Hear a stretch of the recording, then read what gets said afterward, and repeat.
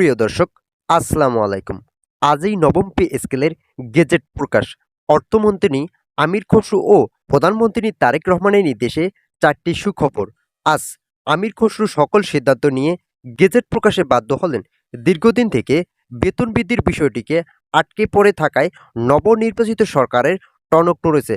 তারা আজ সকাল 9 ঘটিকায় একটি বৈঠকে বেতন বৃদ্ধির চূড়ান্ত তারিখ সম্পর্কে আলোচনা করেন। তাদের সিদ্ধান্ত মোতাবেক সরকারি চাকরিজীবীরা যে কর্মসূচি দিয়েছেন, এই কর্মসূচি অত্যন্ত জটিল আকার ধারণ করবে। তাই কর্মসূচির সকল রূপরেখা বাস্তবায়ন হওয়ার আগেই গেজেট প্রকাশ করার মাধ্যমে সরকারি চাকরিজীবীদের দীর্ঘদিনের সমস্যার সমাধান করা হবে। সংশ্লিষ্ট কর্তৃপক্ষের একাধিক সূত্র নিশ্চিত করেছেন, আগামী ঈদের আগেই আমরা এটি কার্যকর করব। যদিও আজ জনসম্মুখে গেজেট প্রকাশের বিষয়টি নিয়ে আসা হয়েছে, তবে এটা কার্যকর হবে ঈদের আগে। শুধুমাত্র গেজেট প্রকাশ হলেই কার্যকর হয় না, এখানে বিভিন্ন বিষয়াদি সংযুক্ত থাকায় ঈদের আগ পর্যন্ত কার্যকরের চূড়ান্ত রূপরেখা বাস্তবায়ন করার সময়সীমা নির্ধারণ করা হয়। পে কমিশনের চেয়ারম্যান জাকির আহমেদ খান ও আমির খসরু অভ্যন্তরীণভাবে একটি বৈঠক করেন। এই বৈঠকে গেজেট প্রকাশের বিষয়টি তিনি স্পষ্টভাবে উল্লেখ করেন। এছাড়াও তিনি বলেন, অন্তর্বর্তীকালীন সরকার যেভাবে আমাদের রিপোর্ট প্রস্তুত করতে বলেছেন, আমরা সেই রিপোর্টটি প্রস্তুত করেছি এবং সরকারের কাছে পেশ করেছি। কিন্তু নবনির্বাচিত সরকার সেই সিদ্ধান্ত মোতাবেক গেজেট প্রকাশ করতে ইচ্ছুক নয়, কেননা ইতিপূর্বে রিপোর্ট বিভিন্ন জায়গায় সংশোধনের প্রয়োজন রয়েছে।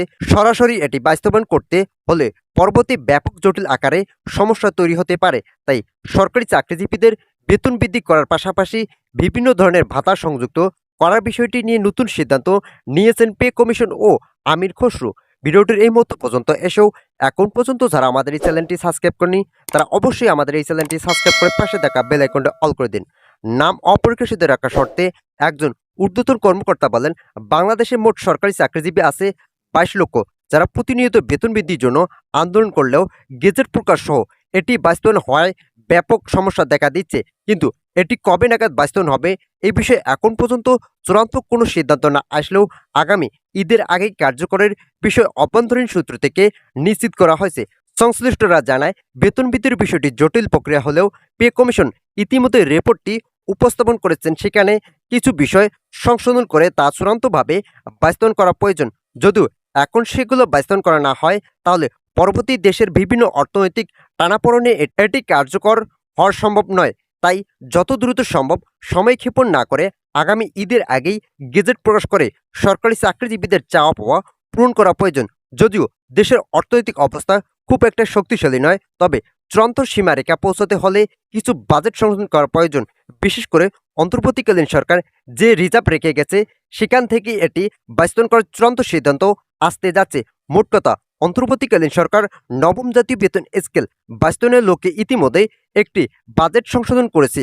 এই বাজেট থেকে আংশিক বেতন স্কেল বাস্তবায়ন করার সিদ্ধান্ত ছিল, যদিও সেটা বাস্তবায়ন করা হয়নি। তবে সেই বাজেট এখন পর্যন্ত বহাল রয়েছে। তাই সেই বাজেট থেকে কিছুটা আর্থিক মূল্য বৃদ্ধি করে বেতন বৃদ্ধি করাই হবে নবনির্বাচিত সরকারের প্রথম কাজ। ভিডিওটির এই মতো পর্যন্ত এসেও এখন পর্যন্ত যারা আমাদের এই চ্যানেলটি সাবস্ক্রাইব করেনি, তারা অবশ্যই আমাদের এই চ্যানেলটি সাবস্ক্রাইব করে পাশে থাকা বেল আইকনটা অল করে দিন। ইতিমধ্যে আমির খসরু ও তারেক রহমান 4টি সুখবর দিয়েছেন। প্রথম সুখবর, বাড়ি ভাড়া আগের তুলনায় বৃদ্ধি করতে হবে। আগে 40 থেকে 45% হারে বাড়ি ভাড়া বৃদ্ধি করা হলেও বর্তমান সময়ে এই বাড়ি ভাড়া খুব একটা কার্যকর পদক্ষেপ নিতে সক্ষম নয়। তাই দ্রুততম বেসিকের 60 থেকে 70% হারে বাড়ি ভাড়া বৃদ্ধির সিদ্ধান্ত নিতে যাচ্ছে নবনির্বাচিত সরকার প্রধান তারেক রহমান ও অর্থমন্ত্রী আমির খসরু। দ্বিতীয় সুখবর, চিকিৎসা ভাতা ও উৎসব ভাতা নবম জাতীয় বেতন স্কেল কার্যকরের সঙ্গে সঙ্গে সংশোধন করা হবে। মোট কথা, আগে যদিও আংশিক বেতন স্কেল বাস্তবায়ন করার সিদ্ধান্ত ছিল, এখন সেটা সরাসরি বাতিল করে পূর্ণাঙ্গ বেতন স্কেল বাস্তবায়ন করার মাধ্যমে চাকরিজীবীদের দাবি দেওয়া পূরণ করা হবে। তৃতীয় সুখবর, শতভাগ পেনশন সুবিধা বৃদ্ধির লক্ষ্যে পে কমিশন ও আমির খসরু নতুন একটি সিদ্ধান্ত নেয়। তাদের সিদ্ধান্ত মোতাবেক অবসরকালীন ভাতা শতভাগ বৃদ্ধি করার যৌক্তিক সময়ের দাবি। যদি এখন এটি বাস্তবায়ন করা না হয়, তাহলে সরকারি চাকরিজীবীদের মাঝে প্রবল অস্বস্তিকর পরিস্থিতি তৈরি হতে পারে। তাই সকল সিদ্ধান্ত নেওয়ার মাঝেই শতভাগ পেনশন সুবিধা বৃদ্ধির সিদ্ধান্তটি নেওয়া প্রয়োজন। চতুর্থ সুখবর, সিলেকশন গ্রেড ও টাইম স্কেল পুনরুদ্ধার। এই দুটি ভাতা পূর্বের নির্বাচিত সরকার বন্ধ করে দিয়েছিল, কিন্তু নতুন নির্বাচিত সরকার এটি পুনরায় চালু করার মাধ্যমে সরকারি চাকরিজীবীদের দীর্ঘদিনের বন্ধ হয়ে যাওয়া সুযোগ সুবিধা পুনরায় চালু করবেন। তো আজকের এই ভিডিওটি এ পর্যন্ত। আশা করি ভিডিও থেকে অনেকে উপকার পেয়েছেন। যদি উপকার পেয়ে থাকেন তাহলে অবশ্যই আমাদের এই চ্যানেলটি সাবস্ক্রাইব করে পাশে দেখা বেল আইকনটি অল করে দিন।